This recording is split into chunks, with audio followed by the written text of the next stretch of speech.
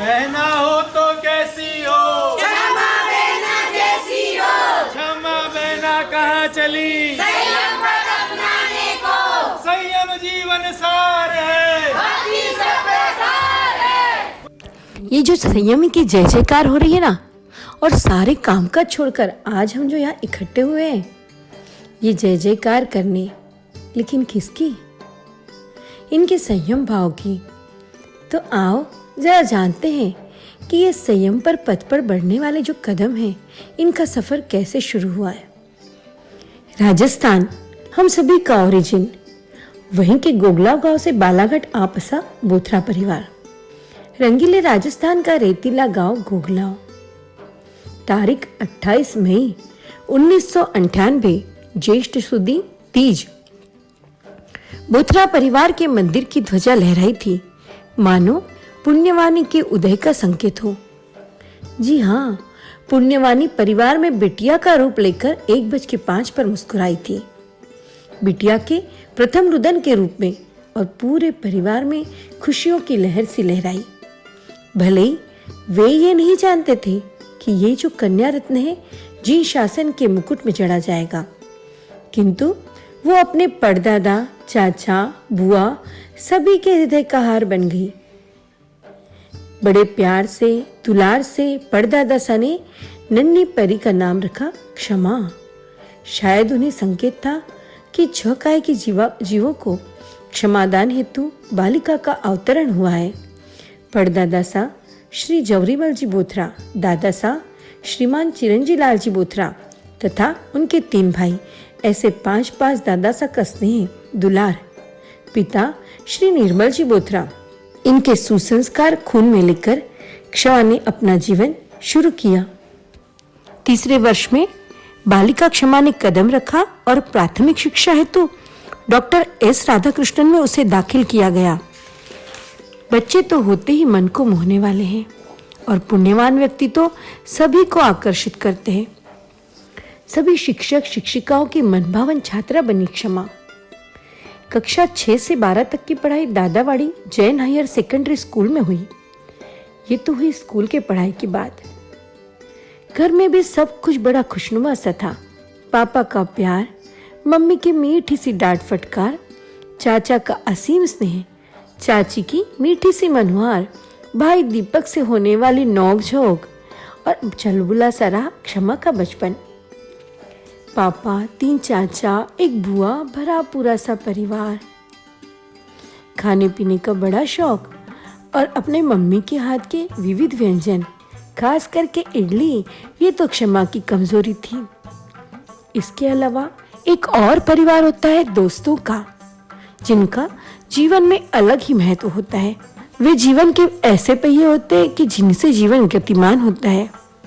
अपने दोस्तों के साथ हंसना, खिलखिलाना, और फिर 12th के अंतिम पड़ाव में टीचर्स डे सेलिब्रेशन के साथ एक दूसरे को अलविदा कर सभी अपने अपने लक्ष्य की ओर बढ़ने लगे। क्षमा की आंखों में भी एक सपना था, सीए बनने का, और वो उस दिशा में बढ़ने लगी। लेकिन मानव का भविष्य मानव के हाथों में कब होता है? वो तो पहले से ही निश्चित होता है। क्षमा को तो नवकार मंत्र के 5म पद में स्थानारूढ़ हो जी शासन की सेवा करना लिखा था, तभी 2 बार सीए की एग्जाम क्लियर नहीं कर पाई। किंतु नियति हमें हमारे लक्ष्य तक स्वयं ही पहुंचाती है। गुरुवरिया श्री का बालाघाट चातुर्मास हेतु आगमन हुआ। इससे पहले 2006 में तथा 2008 में सत्यबोधि श्री जी महाराज साहब की दीक्षा के समय उनका सानिध्य उसे मिल चुका था, और उसी समय जम्बू स्वामी की नाटिका में क्षमा ने हिस्सा लिया, और उसे पता भी नहीं चला कब उसने अपना पहला कदम संयम पथ की ओर बढ़ा लिया। और सदगुरु भी होते हैं कुंभकार की तरह, धीरे धीरे धीरे वे मिट्टी के गोले को कुंभ का स्वरूप दे देते हैं। अभी तो क्षमा में ऊपरी तौर से कोई भी संयम के भाव नहीं दिखाई दे रहे थे, किंतु भीतर की गतिविधियां केवल ही जाने। ना तो वो चौविहार करती, ना रात्रि भोजन त्याग, ना जमीकंद का त्याग, किंतु वैराग के बीजारोपण का क्षण कहाँ पता चलता है? ये तो गुरु जाने और उनकी महिमा। ऐसे ही एक क्षण में जब महाराज साहब ने नरक निगोद का विस्तार पूर्वक विवेचन किया, वहां के असीम दुख बताए। 84 लाख जीवयोनि में भ्रमण करते हुए मनुष्य भव कितना दुर्लभ है। क्षमा ने जब सुना, चिंतन में चिंता की लकीरें उभरी। मुझसे तो नहीं सहा जाएगा इतना दुख। क्या करूं कि नरक में जाना ही ना पड़े। गुरु ने उपाय बताया, दीक्षा। चिंतन को दिशा मिल गई। भले ही अभी किसी से कुछ नहीं कहा, पर वैराग्य के बीच अंतर की भूमि में रूपित हो गए। प्रमोदिता श्री जी महाराज साहब के कहने पर प्रतिक्रमण रात्रि स्वाध्याय प्रारंभ कर दिया। 9 पद ओली मोक्ष तप के द्वारा तप के मार्ग में भी कदम रख दिया।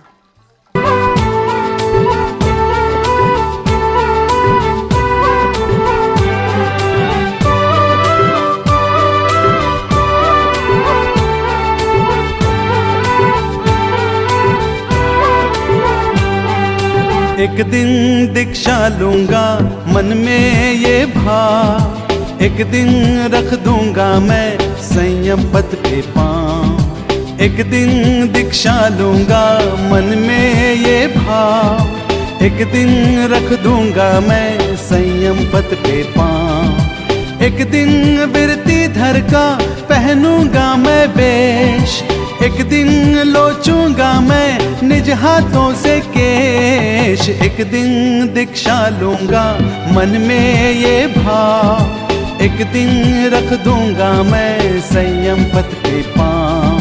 संयम लेना संयम, संयम लेना संयम। यूं तो हर पापा बेटियों की जिद पूरी करते हैं, पर जिन बेटियों के पापा उनके धर्म राह की जिद पूरी करते हैं, उनके भाग्य का क्या कहना। क्षमा ने अपने पापा से गुरु का सानिध्य, विहार का लाभ मांगा और तत्काल मम्मी पापा से उन्हें सहमति मिल गई। जम्बू स्वामी के नाटक की सुंदर प्रस्तुति के लिए पार्श्वनाथ तीर्थ मंडल द्वारा सभी को पालीताना का टिकट मिला और प्रथम बार पालीताना के दर्शन किए। वहीं पर क्षमा को ज्ञात हुआ महारासा लखनादौन में विराज रहे और उन्हें 105 डिग्री बुखार है। क्षमा की आंखों से अविरल अश्रु की धारा बहने लगी। जीवा दादा से उनके ठीक होने की प्रार्थना करने लगी। मीलों की दूरी, लेकिन मन को कैसा अटूट सा नाता जुड़ गया था। मन गुरु दर्शन को छटपटाने लगा।